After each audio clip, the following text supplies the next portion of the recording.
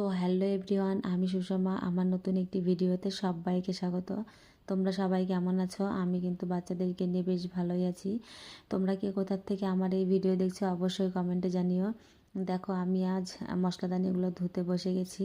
এখন কিন্তু ধুলোবালির দিন, খুব তাড়াতাড়ি এগুলো ধুলো হয়ে যাবে, তাই কিন্তু মাঝে মাঝে পরিষ্কার করে নিতে হবে। জানো তো, সকালে ঘুম থেকে উঠেই ভাবি এত কাজ, দুটো বাচ্চা নিয়ে কী করে সামলাবো। কিন্তু দেখো, দিন শেষে সব কিছুই হয়ে যাচ্ছে ভগবানের আশীর্বাদে।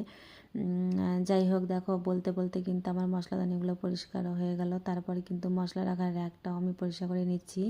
এখন কিন্তু এগুলো রোদ্রে রেখে দেবো, একটু পরে কিন্তু ঘরে নেব। আজ রৌদ্র অনেক উঠেছে, তাই জন্য কিন্তু আমি জিরা গুঁড়ো রোদে দিয়ে নিচ্ছি। জানো তো, আমরা মশলা কিন্তু শিলনোড়াতে বেটেই রান্না করি। শুধুমাত্র মাংস যদি হয় তাহলেই কিন্তু মিক্সিতে করি। দেখো, আমার মেয়ে এতক্ষণ ও আকারে খেলছিল, আমাকে দেখেই কিন্তু কোলে ওঠার জন্য বায়না শুরু করে দিল। আর দেখো, ওকে আমি কোলেও নিয়ে নিলাম। আজ আমাদের বাড়িতে নিরামিষ রান্না হবে। তোমাদের বাড়িতে কার কী রান্না হচ্ছে অবশ্যই জানিও।